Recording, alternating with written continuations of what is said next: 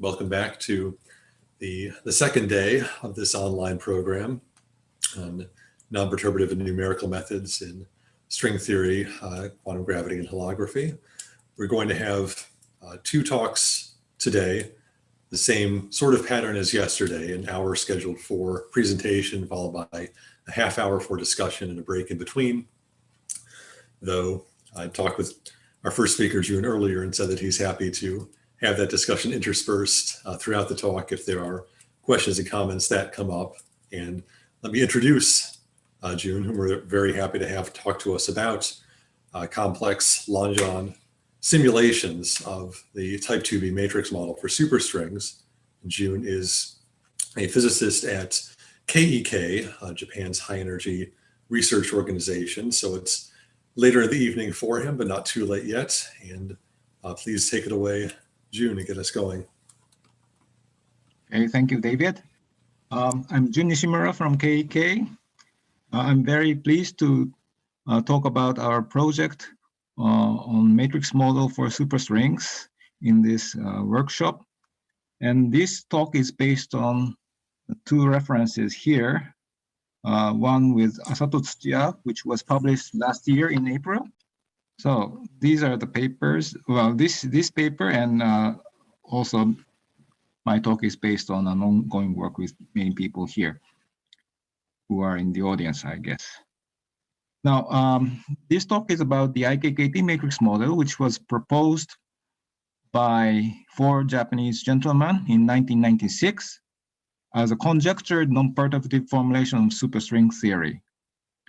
The action of the model is very simple. As you see here, it has SO91 Lorentz symmetry, and A mu and psi alpha are n by n Hermitian matrices. Mu of A mu is the indices for the Lorentz vector, and alpha of psi alpha is an indices for Majorana-Weil spinors. And therefore, you have SO91 symmetry.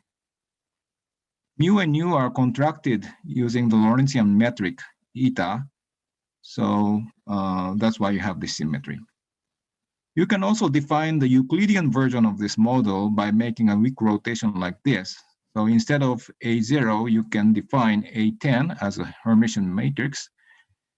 And then the model you obtain in this way has SO10 symmetry instead of SO91.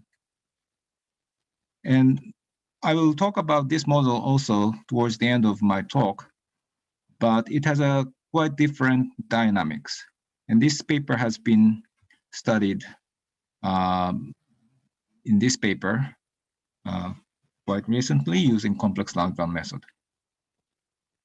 Now, the crucial properties of the IKKT matrix model as a non-perturbative formulation of superstring theory are listed here. First, the connection to perturbative formulations can be seen manifestly by considering type 2B superstring theory in 10 dimensions. For example, if you look at this action, you can almost immediately see the connection to the worldsheet action of type 2B superstring theory, which is written in the so-called shield gauge, which I will show you later. And also, you can derive Schwinger-Dyson equations for the Wilson loop operators in this theory.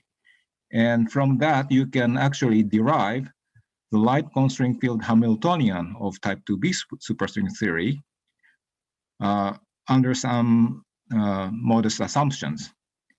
And this means that you can, in fact, reproduce all orders of perturbation theory of type 2B superstring. So this is indeed a remarkable connection. Now, as most of you know, in fact, there are 5 or 6 superstring theory that you can define in 10 or 11 dimensions, as you see in this hexagon diagram. But now, according to the string revolution in 1990s, there are some evidence that actually all these 6 superstring theories are related to each other, and they are just a different representation of a unique underlying theory.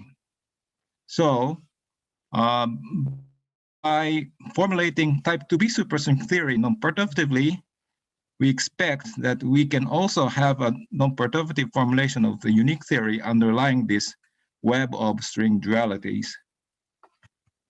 And one of the important facts about this model is that it has 10-dimensional n equals 2 supersymmetry, which has actually 32 symmetry generators.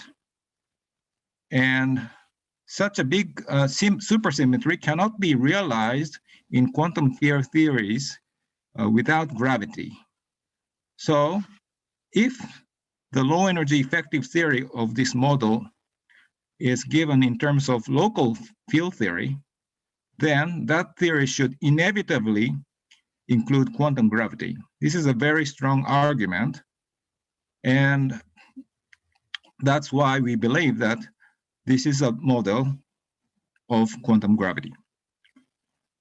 And more interestingly, if you look at the supersymmetry transformations, how it is realized in this model, you actually notice that there is actually no space-time a priori.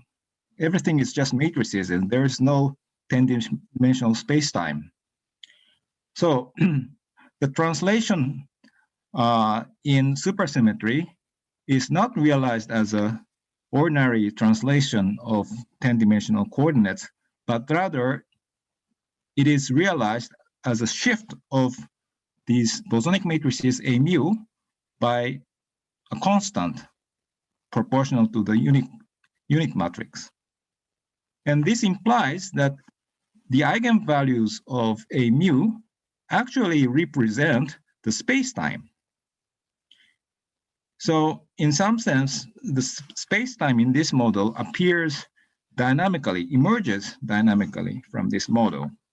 So we can ask, what is the eigenvalue distribution of these 10 Hermitian matrices? And that will tell us what is the dominant space-time in this model. That is one of the most interesting and important aspect of this model. And this is the model that I'm going to talk about.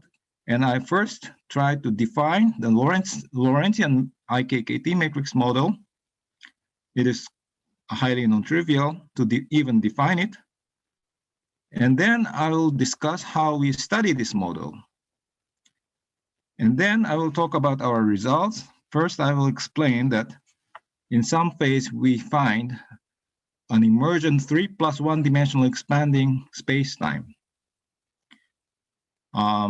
This is highly non-trivial because we started off with a 9+1 dimensional space-time, but in the end we obtained dynamically 3+1 dimensional expanding space-time.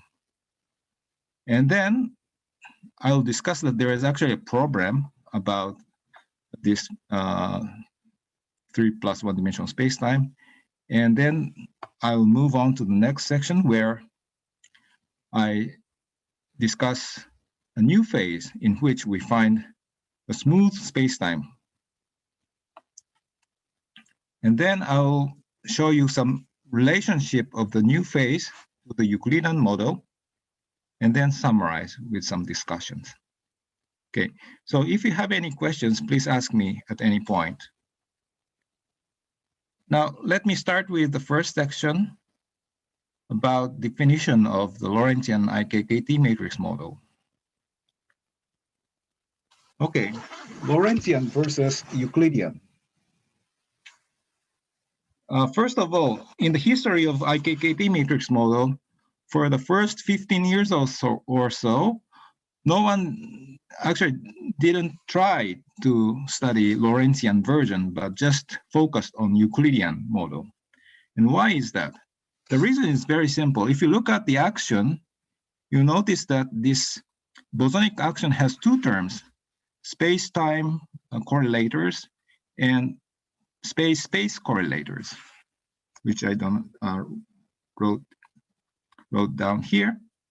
And in the Lorentzian version, the two terms have opposite signs. So apparently, this action is not bounded from below, and so naively, you might think that this model is ill-defined.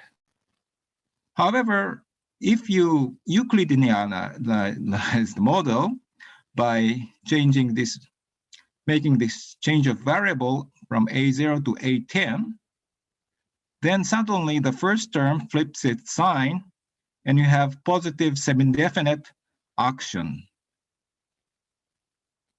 Okay, so this is bounded from below. So the Euclidean model seems to be well-defined. However, since this is just the commutator squared term, if the commutator vanishes, the potential will be zero.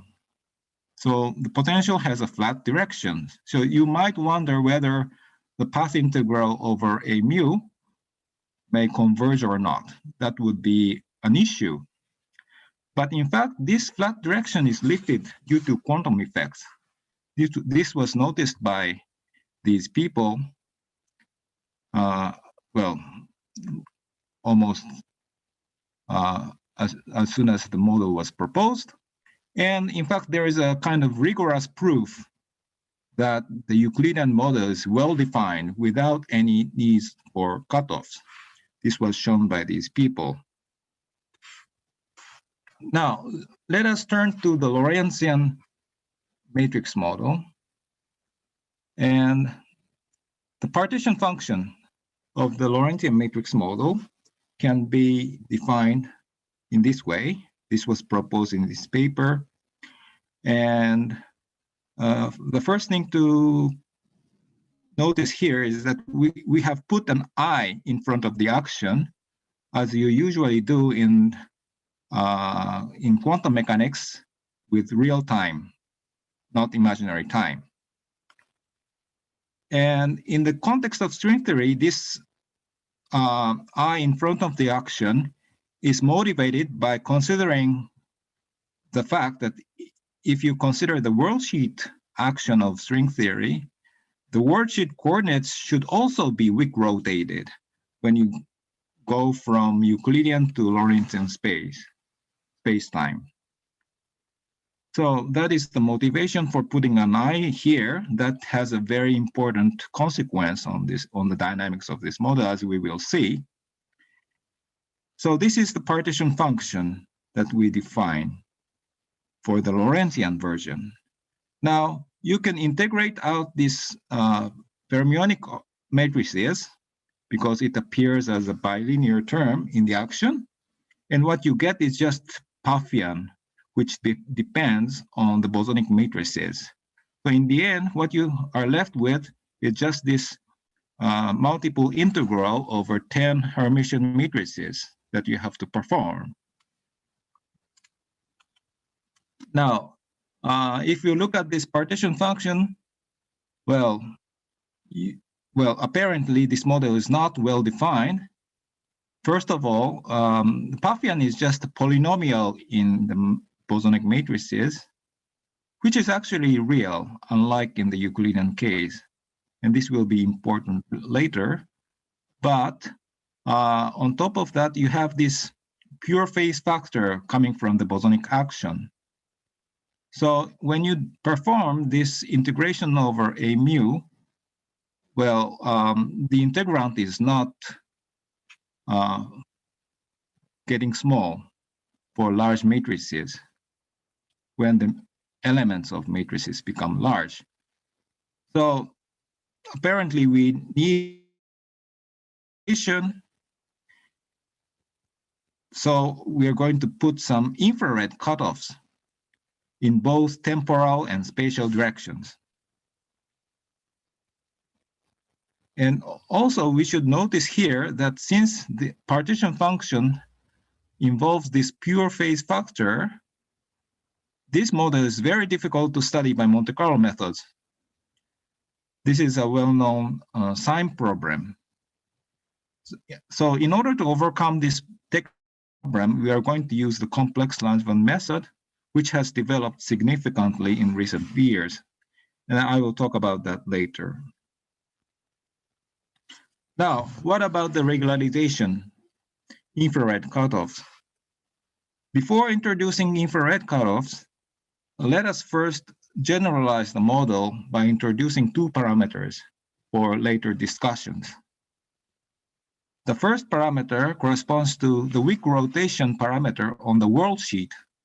So that means we have a phase factor in front of the action, just parameterized by this S here. And the second parameter corresponds to the wick rotation parameter in the target space. So you put some factor in front of the temporal matrix A0, and the parameter is K. So these are the two parameters that we introduced to generalize the Lorentzian matrix model. And then we introduce the infrared cutoffs so that the extent in temporal and spatial directions become finite. So this is the constraints that we introduce on trace A0 squared and trace AI squared. And in what follows, we set this L to unity without loss of generality. So to recap, the action we are going to consider is written in this way, the bosonic part. We have this phase factor in overall phase factor in front of the action, this one, and this phase factor in front of A0. These are the two wick rotation parameters. And for K and S equals 0, we get Lorentzian model back. But we are going to study the phase diagram with respect to K and S in general. And then we also have these infrared constraints on trace A0 squared and trace AI squared. And we introduce here the parameter kappa. And the phase diagram looks like this. As I said, the origin corresponds to the Lorentzian model. And for K equals S equals 1, you get Euclidean model, because this factor becomes -1. So these two terms has the same sign, and the overall factor becomes just 1. So that's why you have Euclidean model. But the difference from ordinary Euclidean model, which is well-defined without any IR cutoff, is that in this model, you have these constraints. So that's why I have in this parenthesis with infrared constraints. And this shaded region corresponds to the region where you don't have continuous time. What I mean by that is that, in fact, in this shaded region, the phase factor in front of this trace A0 AI commutator squared term, well, the real part of it becomes positive. That means that this action favors maximally non-commuting A0 and AI, and that leads to having no continuous time. So anyway, in this shaded region, we cannot expect any interesting physics. So basically, in this, well, fundamental domain, this region, hexagonal region, is the region where we are interested in. And this is our target Lorentzian model, and this is Euclidean model. And in fact, our previous paper, published in PRL in 2012, actually corresponds to studying the model at this point, -1, 0. Or at that time, we thought that we were studying Lorentzian model itself, but we used some approximation, and because of that approximation, actually we were just studying this point. We realized that quite recently. I will talk about this later. Okay. So Jun, one small question. Yes. So why these constraints are called infrared constraints? Okay. Well, this is just a Okay, so the problem of the Lorentzian model is that the eigenvalues of A mu can become arbitrarily large. That is the problem. So in order to regularize this problem, we have to restrict the extent of space-time. So that's why we would like to have trace A0 squared and trace AI squared finite. So we are going to put some cutoff. That's why I'm saying that this is an infrared cutoff. It restricts this extent of space-time. Okay. Could I ask, would it be possible to add a mass term? Yes, that you can do as well. Yes, it's almost equivalent. I see. So it's similar, right? Yes, yes, that's right.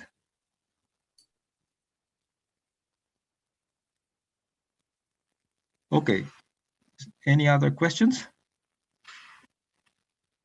Okay, so let us move on to the next section where I'm going to, well, tell you just briefly what kind of method we are using. This is called complex Langevin method, proposed in 1983 by two people independently. And this method allows us to study this kind of partition function where the integrand is not positive definite, as is usually the case when you apply Monte Carlo method. So when the integrand is complex in general, you cannot really apply the usual Monte Carlo method. This is the sign problem.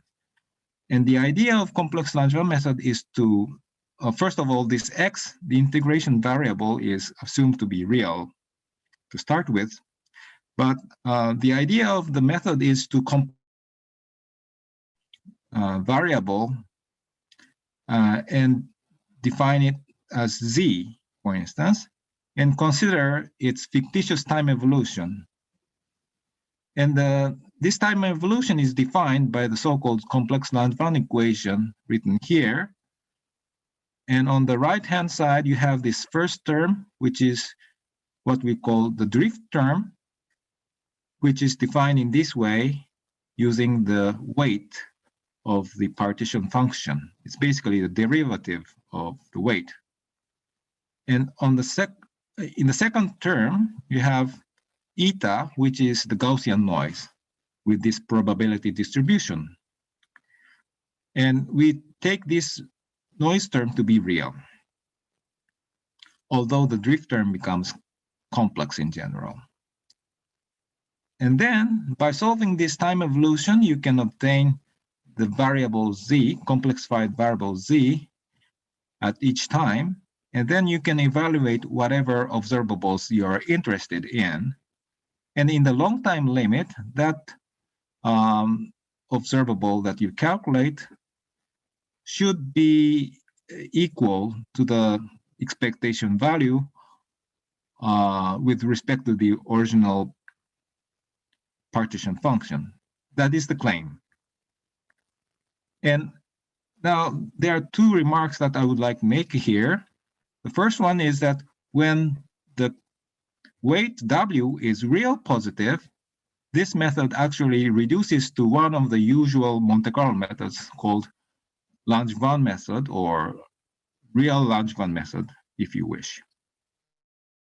The second remark is that the drift term that I defined here and the observables O that you would like to evaluate is originally, well, these are originally defined for real variable x. But when you apply this method in this way, of course, both the drift term and the observables should be evaluated for complexified variables. And of course, there is an ambiguity in doing that. But the important point here is that you have to do it by analytic continuation. This is absolutely crucial in this method. And by doing that, you can prove that this equality here actually holds under certain assumptions. That's the idea of this method, and we use this to study the IKKT model, both the Lorentzian and. So for the Lorentzian version, this is the paper that discuss how we can study the model by this method. And the effective, well, action, the action of this model can be written this way. And from that, you can derive the complex Langevin method, complex Langevin equation. And well, these are some details that I don't have time to talk about. But anyway, the important point here is that all the variables should be complexified, so the Hermitian matrices should also be just general complex matrices in this model. And we solve this time evolution. And in following, I'm going to omit fermionic matrices to reduce computation time. So what we actually discuss is just the bosonic part of the model. Do you have any questions? Yeah, can I ask a question? Yes, sure, please. So this complex Langevin method has been used in simple gauge theories and some spin models. And yes, I'm sure you're aware of the literature in the QCD community. Yes. They come from that community. I know that there are cases where the complex Langevin does not work. It does not converge to the right answer. Yes. So in your case, can you show some of these assumptions that that need to be valid before it can work? This all works out, or is there a question there? Yeah. Okay. The condition for correct convergence of the complex Langevin method was actually understood rather recently, just a few years ago. And the point is that the probability of the drift term, this term, should all fall off fast enough if you go to large magnitude of the drift term. That is the condition. And we have to check that explicitly when we perform simulations, even in this model. And in some cases, depending on the parameter choice, this problem occurs. And in that case, we cannot get any correct results. Okay, thank you. Yeah, thank you for your question. And sorry, Jun, could I just ask, could I just confirm, so by omitting the fermionic matrices, this delta above, was that the Pfaffian put into the effective action? Are you then dropping that term? Yes, I dropped that term. So it says we should interpret this as the sort of quenched Yes, theory. that's right. Yeah. And that right. So the interpretation of having a sort of space-time, dynamical space-time is probably less clear, is it, in the quenched theory? Well, the interpretation is not unclear, I must say, but the dynamics might be different. So in the end, we have to include the fermions, of course. But yeah, as a first step, we discuss the bosonic model only. I see. Thank you. Yeah, thank you. Jun, I have one question. Sure. So this is about the flat directions. Do we encounter flat directions here as well through this commutator of matrices? Well, in fact, in the bosonic model, the flat direction is lifted more strongly than in the supersymmetric case. So there is absolutely no problem with the flat direction. But actually, Lorentzian model, well, yeah, flat direction is usually discussed in the context of Euclidean version. So I'm not sure how we should discuss this problem in the Lorentzian case. But still, there can be configurations where AI and AJ commute, right? Yeah, that is true. But as I said, classically it is flat, but if you consider quantum fluctuations around it, then the potential is actually lifted. That's what happens. So you don't have to worry too much about this flat direction in this model. Okay. Yeah. Okay. Thank you. So let me move on to the next section, where I will talk about the previous results obtained at s equals -1 at this point in the diagram. Okay. This was already reported a long time ago without noticing that we are doing this point actually.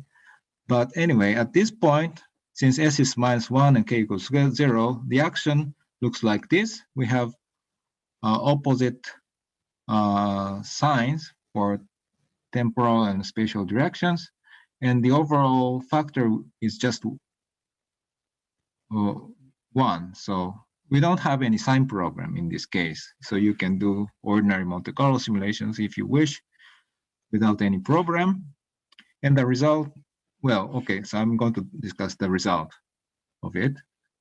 And in this paper, we discussed for the first time how we can extract the time evolution from this Lorentzian matrix model. And the way we do it is the following. First, we diagonalize this temporal matrix A0 in this way with this ordering of eigenvalues. And then when you do that by SUN transformations, what you get for the spatial matrices looks like this. So the off-diagonal elements turn out to be much smaller than the elements close to the diagonal. So you have a kind of band diagonal structure, which is actually a non-trivial dynamical property of this model, at least at this point. I mean, this point in the phase diagram. This is what we have found. And if that is the case, you can naturally extract this submatrix from the spatial matrices like this. And that corresponds to the time where these eigenvalues of A0 are averaged. Okay, so this is the definition of the time t, and this submatrix in the spatial matrices should be understood as a kind of state of the universe at time t. So that's how we can extract the time evolution from this model. And the result turned out to be surprising, I would say.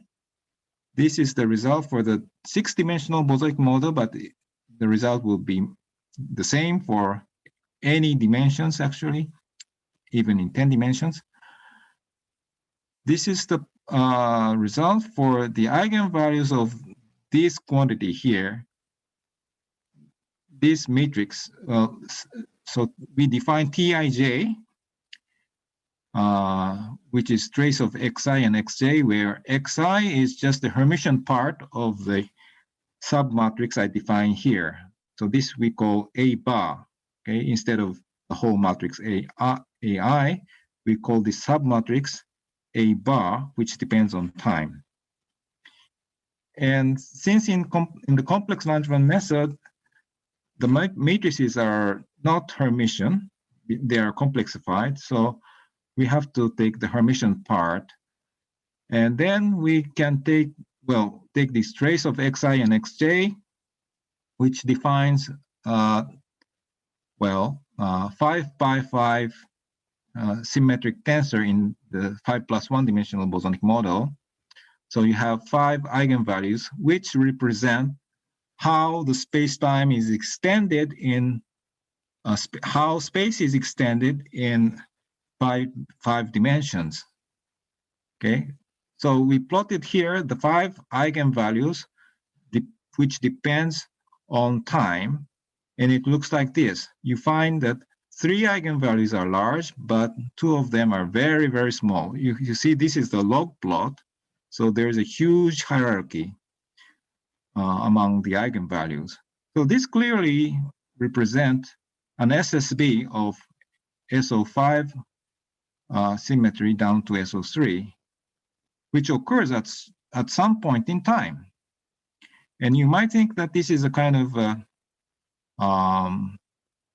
big crunch. This is the burst and the big crunch of the universe.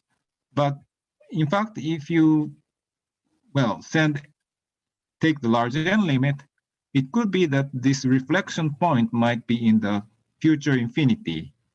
So in that case, the big crunch will never occur, and we end up with an eternal expansion. But anyway, that is the remarkable results of this model at this point, which is not actually the Lorentzian model yet. So we were very excited about this result and put our paper on the PRL, but the mechanism of the symmetry breaking turned out to be actually very simple.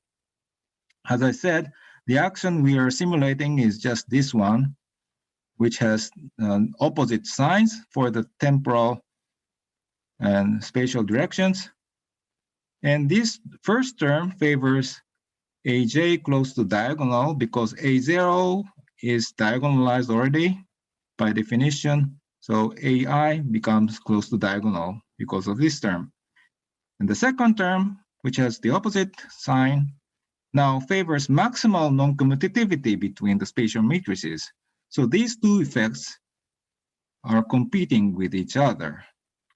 And as a compromise, you get this kind of band diagonal structure. And in the submatrix, what you get is something like this. So you basically try to maximize the non-commutativity of the spatial matrices for some with some constraints like this. And the mathematical answer to this question is that actually you have Pauli matrices for 3 directions only. And for the remaining directions, you have 0. If you solve this maximization problem, that is the answer.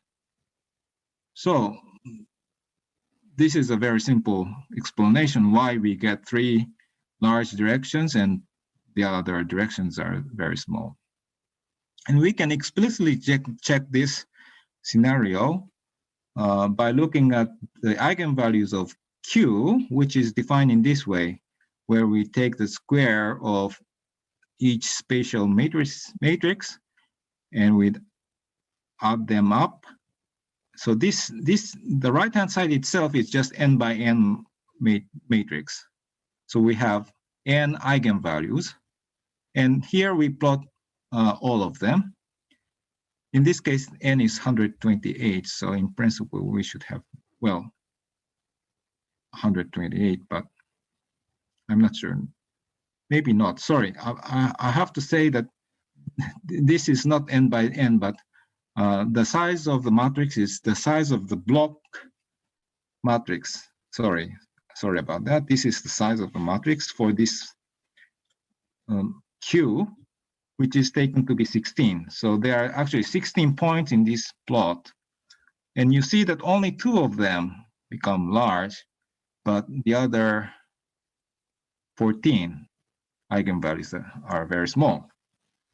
So as you see, only 2 eigenvalues of Q become large, suggesting the Pauli matrix structure. Now, let us move on to the other points in the phase diagram. So far we have studied this point, this particular point, but we are interested in the Lorentzian model. So let's go into that direction. So we are going to show. Jun, one question. Yes, please. So the x-axis, the time variable, yes. What determines the upper cutoff on the previous slide? The figure, yeah. So why it is 0.5? So this 0.5 is coming from where? X-axis. Okay. T is defined here as an average of eigenvalues of A0 within this region. Okay, so if you average here, it will be very small, but if you average here, it will be large. The upper value is the average of these largest eigenvalues of A0. So it's a dynamical quantity. It's not set by hand. It appears dynamically. By the way, there is a shift symmetry in this model. So I choose alpha 1 to be 0. So alpha n can be any number depending on the dynamics of the model. Mm-hmm. That clear? Yeah, okay, thanks. Okay. Okay, so now let us discuss what happens on this axis for different values of S. And on this axis, the action looks like this. By the way, we set k equals to 0, so this will go away. And notice here that the real part of this overall factor changes its sign at this point. So we really expect something to happen as we approach the Lorentzian model. So the crucial question here is, can we obtain 3 + 1 dimensional expanding behavior with a smooth space-time structure? Because the previous result was showing us that space-time is not very smooth. It only has 2 large eigenvalues. And the Pauli matrix structure is obtained, as I explained, by maximizing the space-space commutator. But if S moves away from -1 towards 0, the model does not try to maximize trace Fij squared anymore. Exactly at S equals 0, we don't have such effects. So, of course, we can naturally expect that we might, well, get rid of the Pauli matrix structure. And this is the result. Indeed, we find a new phase, surprisingly. So the eigenvalues of Tij looks like this. This time I plot the result for the 10-dimensional model. So we have 9 eigenvalues of Tij, which do not have any gap.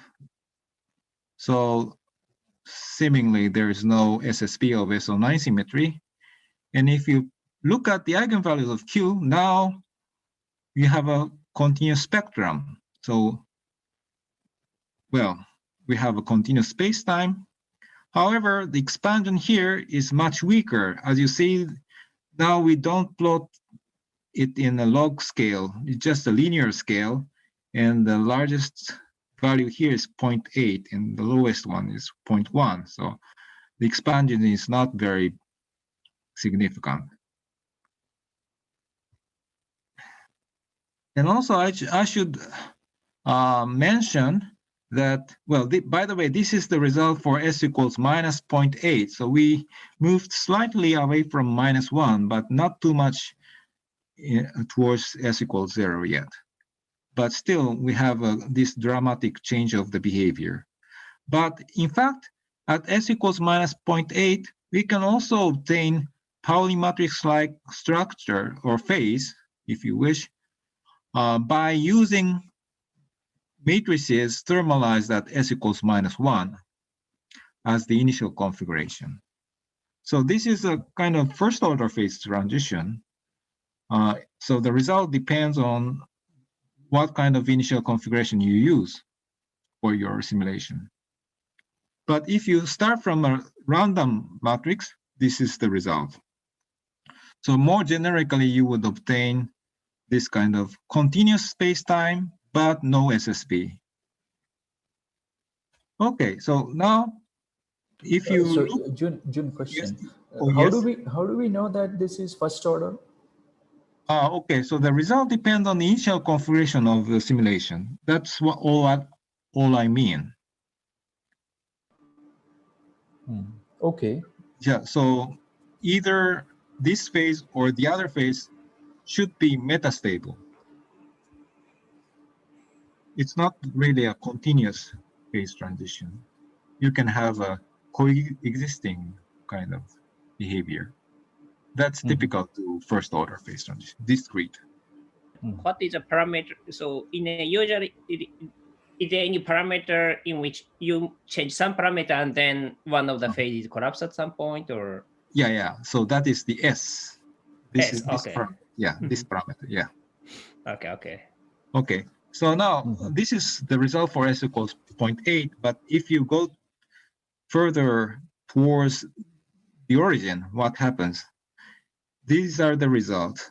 This is for 0.9, minus 0.6, 0.0. So you see the expanding, although it's a very weak expanding behavior, but it actually changes qualitatively. Here you have a maximum at the origin. Here you have a minimum at the origin. Very interesting. And moreover, you can actually simulate exactly the Lorentzian model without any problem. That is also our surprise. If you start from Pauli matrix-like configuration and try to approach this point, you have some difficulty. The simulation becomes unstable. So we thought that we can never approach this point for finite matrices. But if you enter the new phase, you can reach this target, the Lorentzian model, without any problem. That's what we found rather recently. And beyond this point, if you go to positive S on this axis, your simulation will fail immediately. And that's because of this problem. The real part of the coefficient in front of space-time commutators becomes negative, and the model becomes unstable. Okay, and we also have some results for very large n, like 1,000. The results are similar. So there is some, well, change of behavior at s equals minus 0.7. And closer to the origin, you have this, parabola-like behavior for the extent of space as a function of time. Now, this result, this parabola behavior, as opposed to the upside-down parabola, actually resembles the expanding behavior of the typical classical solutions. This is the result I took from this paper where we studied the classical solutions of the Lorentzian model generated numerically. And this is the result for the eigenvalues of Q corresponding to this plot. You see some resemblance. However, the expansion rate is much bigger here compared to this recent result from the complex Langevin method. But we expect that, well, maybe stronger expansion can be obtained by tuning some parameters properly and or by introducing supersymmetry. That's what I'm going to discuss later. Okay, so in the next section, I'm going to discuss that the new phase that we discovered quite recently has a direct relationship to the Euclidean model. This is also something that was surprising. So let me remind you that the model has these two parameters, S and K, and when S and K are equal to 1, you get Euclidean model. But as I mentioned earlier, Euclidean model is well defined without infrared cutoffs, actually. And if there were no infrared constraints like the ones we introduced, in fact, the Euclidean model and the Lorentzian models can be connected by analytic continuation like this. Just a change of integration contour, so to speak. When U equals 0, you get Lorentzian, U equals 1, Euclidean. This was pointed out to me by Yuma Asano when he was a postdoc at KK. And we can actually confirm this statement numerically by doing complex Langevin simulations of both Lorentzian and Euclidean model without infrared constraints. That's what we can do very easily. Here is some result. Here we plot the result for the trace A0 squared for the Lorentzian and Euclidean model in the complex plane. For the Euclidean model, we get real positive results according to some symmetry. But for the Lorentzian model, we have complex result, which is just this phase factor multiplied to the Euclidean result. This is a consequence of this statement that these two models are connected to each other by simple analytic continuation like this.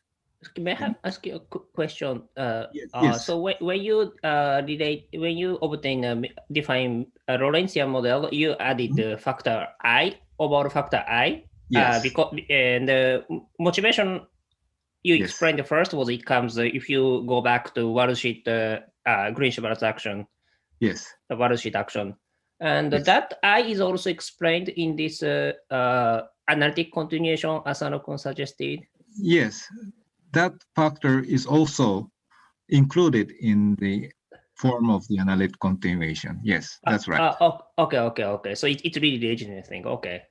Not only the not only the target space weak rotation, but also the worldsheet weak rotation are taken into account in this analytic continuation. Okay, thank you. And you can check that also numerically by doing explicit calculations without infrared constraints. Notice that we don't impose the infrared cutoff anymore, even for the Lorentzian model. Still, you can do simulations and you get this, well, in fact, trivial result. Okay. So what this infrared constraints do is to force this expectation value of trace A0 squared and trace AI squared to be real positive. That's all what these constraints are doing in the Lorentzian model when you impose them. That's the message. If you don't impose the constraints, you get this complex trace A0 squared or trace AI squared.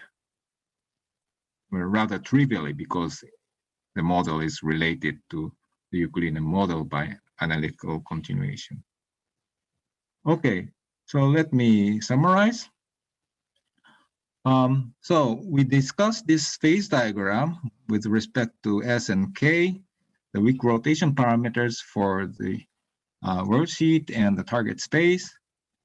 And first I explained that we can obtain expanding behavior of SO3 symmetric space at this point, -1, 0, but the expansion is actually due to only 2 eigenvalues, implying that we have a Pauli matrix-like structure. It's not a continuous space-time at all.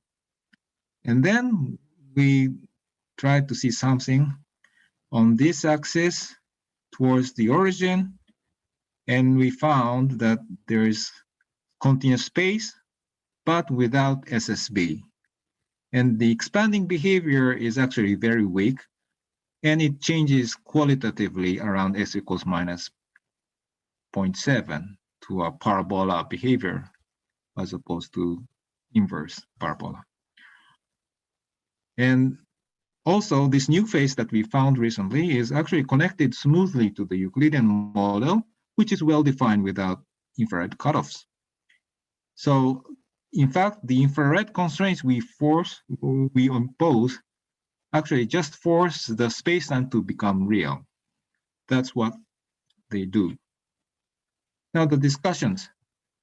We have already discussed that the expanding behavior in the new phase at the origin is reminiscent of that of classical solutions that I have shown here again.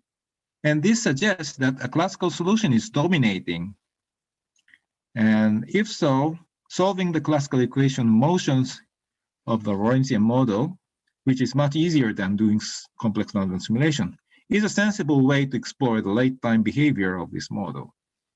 And there are actually some papers which discuss possible emergence of the standard model from the intersecting brane in the extra dimensions. And this figure is also taken from this paper here. Now, so far we have discussed the bosonic model without fermionic matrices, But of course, in the end, we have to include the effects of the fermionic matrices.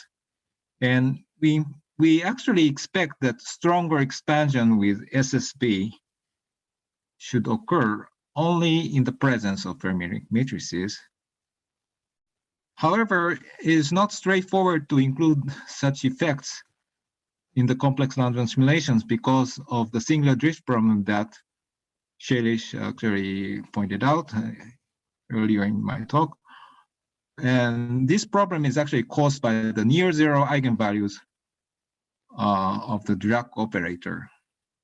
So we need to do, well, some deformation of the Dirac operators and then make some extrapolations in order to circumvent this singular drift problem.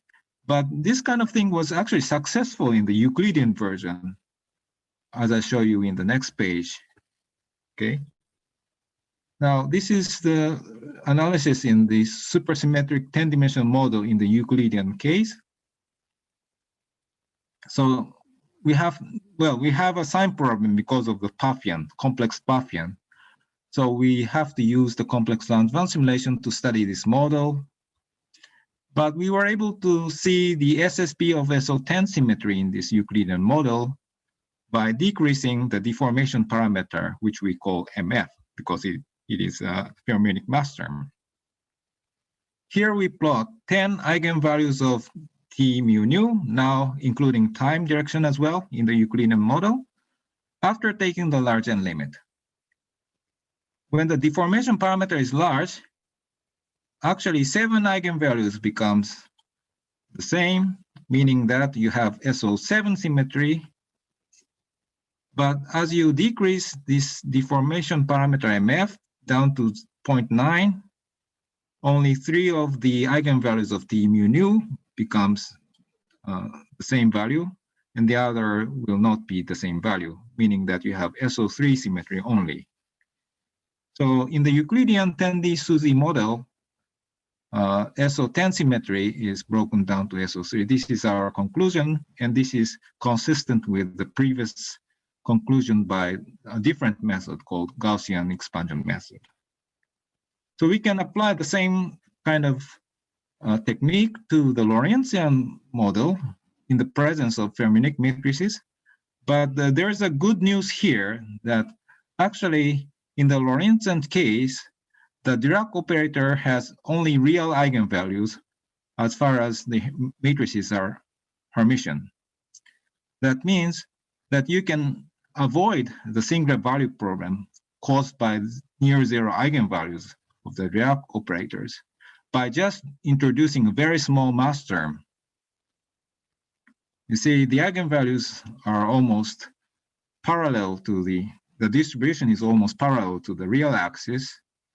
And you can easily shift the eigenvalues to the imaginary direction by introducing some mass term to avoid this singular origin. That is the good news.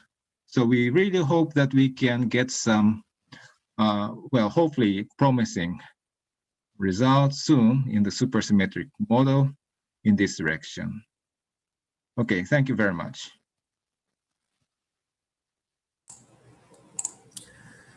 Thank you, Jun, for a fantastic look at this model and the methods used to tackle it.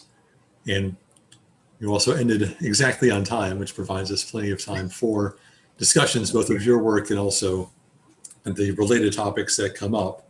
And maybe I will take advantage of being chair to give folks a little time to think about what they want to discuss by maybe asking a quick and possibly dumb question about the sign problem in your calculations when you have that diagram of the hexagon where you mentioned that the case of -1, 0 is free from a sign problem, and then the sign problem turns on elsewhere.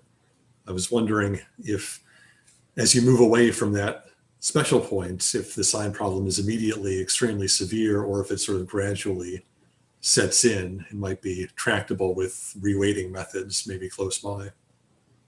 Okay, of course, the sign problem becomes gradually severe as you move away from this point. So near this particular point, you can, of course, apply the reweighting method for sure. But I suspect that what you obtain that way is just polymetric structure, because this is a transition to a new phase, and you cannot really see that by just doing reweighting. And so in that sense, the reweighting, applying the reweighting method doesn't help.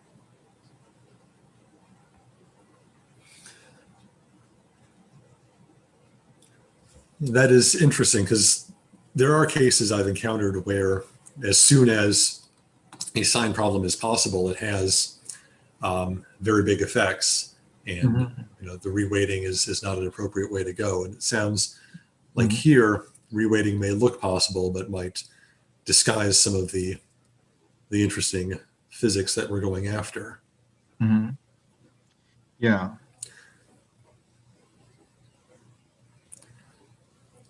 It looked as though someone was unmuted while we were talking, so I'll ask them to go ahead with what they wanted to ask and bring up.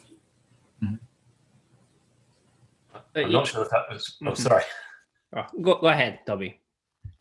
I have a couple of questions, so let me ask one, and then Masanori, you go after.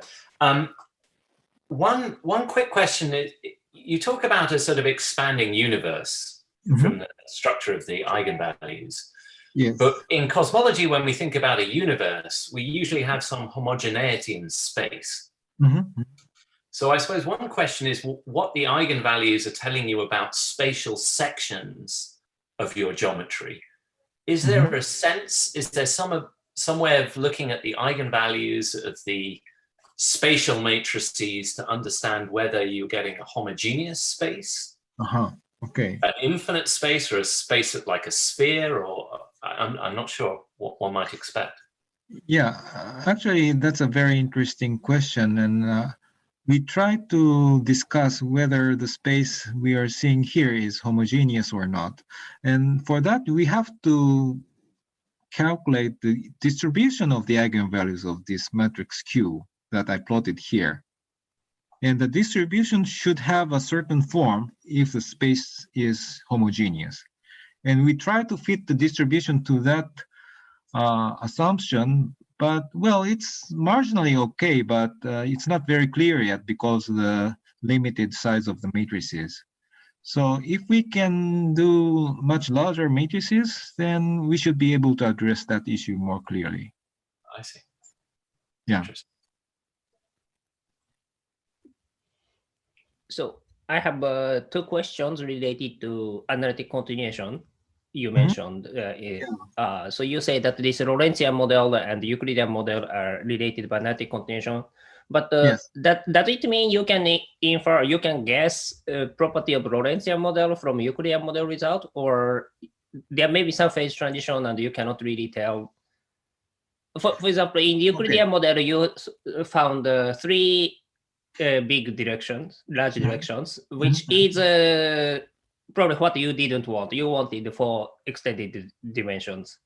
And such a property can change if you go to Lorentzian model, even when it's a kind of, is it smoothly connected, or it just Euclidean big rotation doesn't mean smooth connection between two phases? Okay. So let me first emphasize that the analytic continuation can be done only when you don't have infrared constraints. Okay. That is a very important point. So what I demonstrated here is that if you don't have infrared constraints, then the Euclidean model and the Lorentzian model, both of them are well defined, and they are related to each other trivially. So in that sense, you may say they are equivalent. Okay, but the point here is that when you define Lorentzian model, we actually want to introduce infrared constraints, although we don't need it. Although the model itself is absolutely well-defined without any infrared constraints. We want to introduce them nevertheless in order to extract non-trivial time evolution. And once you introduce infrared constraints, then the models are not equivalent to each other anymore. There is no relationship like this between the two models anymore. Okay? So from what you observe in the Euclidean model, you cannot tell what will happen in the Lorentzian model with the infrared constraints. You have to do simulations to see what happens. Okay. Okay. So you don't know at this stage whether similar result is obtained or not. Yeah, but we can naively expect that SO3 symmetry, the symmetry should be there also in the Lorentzian model because they are connected to each other smoothly, although they are not equivalent to each other completely. So you hope that the spatial direction in this Lorentzian model has SO3. Yeah. Okay. That is a very naive expectation, but that is one possibility. Another question related to this Lorentzian signature is whether time you defined in this way can be regarded as like usual time in quantum mechanics, in that you have something like unitary time evolution or not. It's probably you have to calculate some sort of correlation functions and check consistency later. A priori, it's not clear whether this is legitimate time. Yeah, that's right. Okay. That's a frequently asked questions. For instance, Professor Yoneya always asks me, can you derive Hamiltonian from this system? It's not quite straightforward because time appears dynamically and we have to extract Hamiltonian somehow, but it's a very implicit question. So okay, at this moment you don't have a very short answer. It's very difficult. Okay, unfortunately not. Maybe somebody's raising hand, so maybe I should give. Yeah, Arpith, if you want to unmute and ask your question, go ahead. Professor Nishimura, thank you for such a nice talk. So I was curious regarding this volume is a little quiet and I can't quite hear. I don't know if it's just me.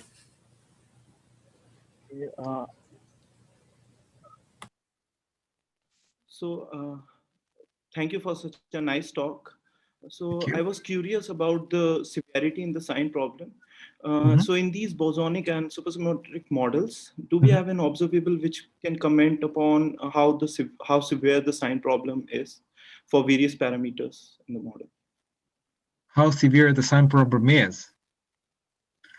Yes. Well, if you do complex non-joint simulation, and if the criterion for correctness is satisfied, you get correct results. So you never know how severe the sign problem is by doing complex non-joint simulation. In order to see that, you have to do kind of reweighting method instead. And then you will see how difficult it is to study this model because of the sign problem. But that's what we haven't done. But I'm quite sure that the sign problem is severe because the action has this pure phase factor as the main part of this model. You see, the phase factor, no absolute value depending on the matrices. Pure phase factor. So it must have a very severe sign problem. I'm quite sure about that. Okay, thank you, sir. So may I ask a second question to this? So in the arguments for justification of this method, so the probability drift should decay exponentially or faster. So in some, let's say, in some singular drift models, having singular drift or logarithmic drift. So in the zero-dimensional model, as we can consider, so there is some cutoff in the field configuration which can be introduced so as to escape, so as to make the field configurations not visit these singularities in the drift. and hence the model can be lead to a correct justification of the model. So can we manually introduce such restrictions on the drift itself? Put a hard cutoff on the drift and see. Yeah. Yeah, actually, I thought about such techniques many times, but every time I try it, it fails. So it's very non-trivial to introduce some such regularization without conflicting with the justification of the method, because the justification of the method should have very precise argument. And if you slightly modify the dynamics, that will just make everything wrong. So as far as I can see, we cannot do anything once this criterion is broken down. Yeah, but you see, the deformation technique that I discussed in the end is the only option. So that indeed works, at least in the Euclidean model, quite nicely. So we hope that this technique will be useful also in the Lorentzian case. But if that kind of technique doesn't really work to see the real behavior, the behavior that we would really like to see, then maybe we should switch to the so-called left symbol approach, which is a kind of alternative to the complex non-trivial method, but it is much more expensive for the computer time. Yeah, but I still have some hope that this method works. Yes. Thank you. I see a raised hand from Schaich. Hi. So I guess maybe my question is sort of related to earlier questions. So you mentioned that maybe a Hamiltonian approach to this is not obvious because maybe there is no notion of space and time or something like that. But exactly, on the other hand, since you're doing quantum mechanics, there must be at least a Hilbert space.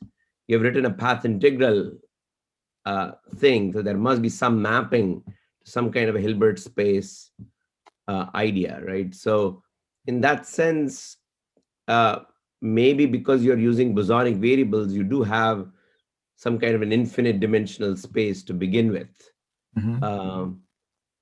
Is there a formulation where you could truncate that and try to see if there was something that would emerge in the, if for example, of course, the first step would be to maybe understand the Hilbert space approach and then ask if there was some kind of a truncation and then take that truncation to infinity. And then maybe you can have a much smaller system and then study it and sort of maybe even using exact diagonalization. I don't know what exactly that means, but I'm just, is that something that is at all reasonable, or am I just completely missing the point?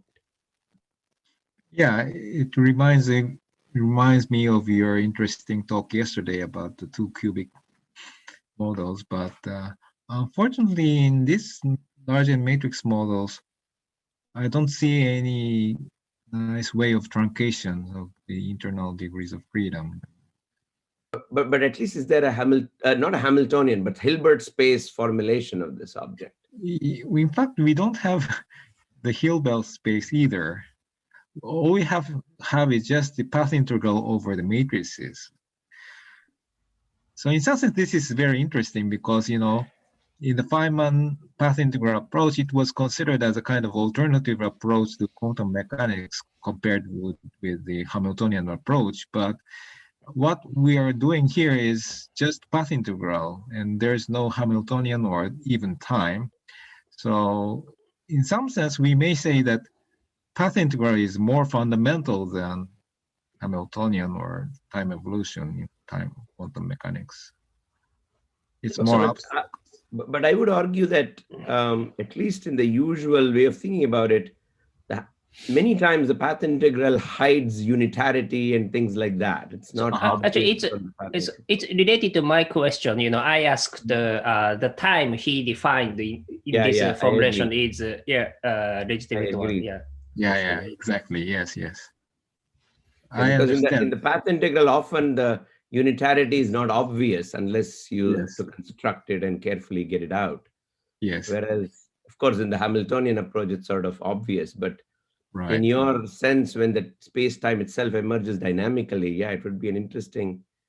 In my opinion, I think at every space-time point, typically in a field theory at least, I don't know about how gravity comes in, usually you do have some Hilbert space, and then all these Hilbert spaces are connected by momentum or time translations and spatial translations, and that's the way we think about sort of constructing space-time in the field theory approach. So these operators, that momentum and Hamiltonian, must now emerge dynamically somehow in your case. Right. But the Hilbert space itself must be, in some sense, well-defined. That would be my naive understanding, but maybe I'm wrong. Yeah. For instance, when you consider the string-Dicing equation for the Wilson loops, you can derive the string field Hamiltonian, as I explained at the beginning of my talk. So you might regard it as a kind of time evolution, but in the Lycon direction. Yeah, I exactly imagined that story, and maybe I thought you can recload it and check time you defined it as that time. And another thing related to gravity is it looks as if you always think these are there is a 10-dimensional flat space, and eigenvalues are distributed in that 10-dimensional flat space, and you're using the metric of that flat 10-dimensional space to measure the size of the space. But if gravity is dynamically generated on eigenvalue distribution, that's not necessarily the metric you would want to use. So I'm not sure if in case you don't see infinitely large 3 spatial dimension, is it a sad thing or not? Maybe before actually studying the metric generated, it's more difficult question, but maybe you don't have to be disappointed when, for example, size stopped at finite size. Maybe metric changes that actually, if you correctly reproduce metric, maybe actually that the finite size can be rather large size. I'm not sure if such thing can happen, but yeah, thank you for a nice comment. In fact, there are many people like Harold Steinacker or Goro Ishiki who are still working on how you can extract the metric from this model. And there are many proposals in that direction. And well, as you say, yeah, it's true that this is a very non-trivial question, and what we are doing is very naive in that sense. But well, on the other hand, well, the use of trace A0 squared or trace AI squared as the extent of space-time is kind of justified because now we are living in a rather flat universe, right? So at least when the expansion continues for a long time, eventually we get flat space-time, so we don't have to worry too much about the curvature of the space-time. So I think naive way of doing as far as, well, so even that I'm not sure. For example, symmetry breaking patterns should be universal thing, but maybe it's a case that depending on time, as a function of time, metric changes, and actually in a time window you want to see, actually not so big eigenvalue distribution could be fine, maybe. I mean, even if space-time is flat, that just means position dependence is small, but maybe there is some common big factor, like I don't know why, maybe n or something. So, but I haven't thought carefully, so maybe I'm just saying something stupid, but I just thought maybe you don't have to get infinitely large spatial extension, or maybe you just want SO3 equals SO6 or something like that. I see. Can I ask one more question, Jun? Sure, please. This is just a very naive question. So for the IKKT model, the Euclidean one, a possible geometry that it might represent at large n is the d instanton. Yeah. Now, of course, you can analytically continue the d instanton to a Lorentzian space-time, which would indeed have some SO 1,9 de Sitter slices, presumably. And I wonder whether that might be the geometry that this model should be representing when you're in the strict Lorentzian limit. Or is there some argument that it doesn't work in this case? Yeah, that's an interesting point, but let's see.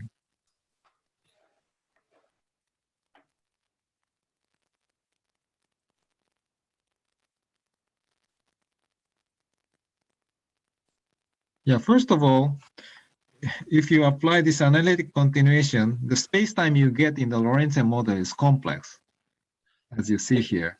But you can of course do that in the supergravity of the d instanton solution too. I see. Okay, so I'm not quite familiar with that story, but maybe there is some connection to that. I suppose one question is it's not obvious you have a real geometry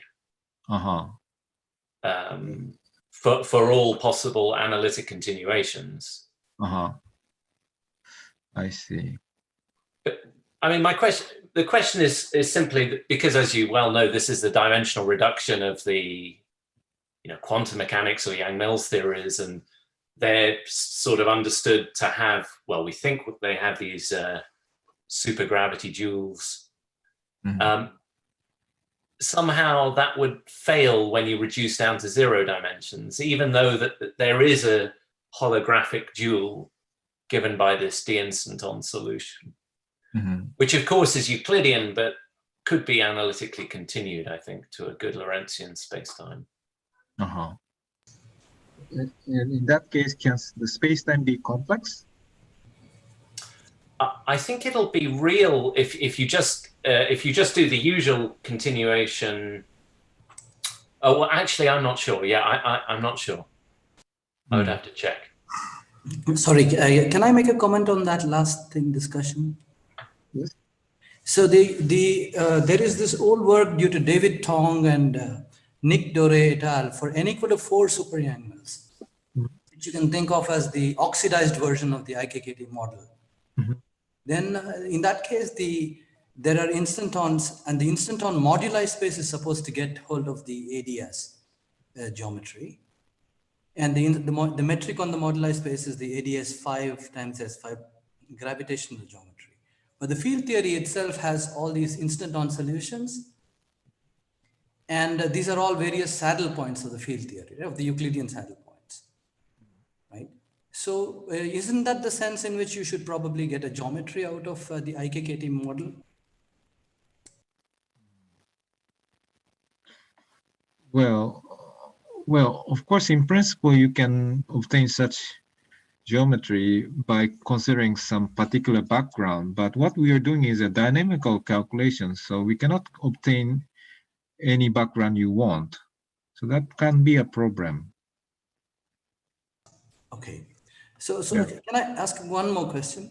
Yeah. This is just a question. So in your talk, you were diagonalizing A0 by using a unitary transformation. Yeah, but supposing I was to diagonalize, let's say A1, and then I ask what is the eigenvalue distribution of A0? What would that be? What should that be like? In the same spirit that you were doing, you took at the blocks of the diagonal part and think of that as now the space coordinate. Yeah. What should it be for the A0? Now it's like as if I'm supposed to be getting time out of this model, right? Yeah. I suspect that you will obtain a band diagonal structure even in that case, but then you cannot really talk about time evolution because time becomes kind of, fuzzy, right? So I'm not sure whether that is a good way of thinking in this model, but yeah, that's in principle an interesting question. Yeah. I've never thought about it. Thank you. Yeah, no, it's that. So if we want to think that So time should be like definitely not bounded, so that time definition makes sense. So what should be the property of the finite and eigenvalue distribution of the A0 matrix? You see, we introduced the infrared cutoff on the A0 as well. Trace A0 squared is kappa. Yes, yes. We introduce it by hand. So the eigenvalues of A0 is bounded. Yeah, yes. Yeah. Thank you. Thank you. Sure. And I see a question from Navdeep, which may be the last one in the formal discussion session. So go ahead, Navdeep. So thank you for the talk, sir. So I have a naive question regarding the mass deformation parameter that you have introduced in the Euclidean case. So is there a cutoff for this parameter? I mean, the lower or the higher cutoff? Say you have taken different mass values, the 3, 1.4. Is there any cutoff for the same? You're talking about the range of the parameter? Yes. Yeah, okay. If you take MF to infinity, what happens is that you have infinitely large mass for the fermions. That means fermions are decoupled. So you just retrieve the bosonic model. That's what happens in the MF infinity limit. For MF equals 0, that is precisely the supersymmetric model that we are really interested in. So we would like to approach 0 as far as we can, but if you go from 0.9 to 0.7, I think 0.65 is the smallest MF we can actually simulate without any problem. Beyond that point, you have the singular drift problem in the complex Lagrange simulation, so we cannot obtain any sensible results. Okay, and related to that, is there any, certain trend with the value of m, like a linear or some sort of trend for the values of the certain observables? Yeah, we can do that for the 6-dimensional supersymmetric case. So please check out our paper. We can do some extrapolation to MF equals 0 by fitting our results to some polynomial. That we can do. And then we can reproduce the results obtained by another method called Gaussian expansion method. Okay. Thank you. Thank you. And I think with that, it's going to be worthwhile at this point to thank Jun again for that talk and the discussion. While there still are a couple minutes left before the end of the hour in India, I think it's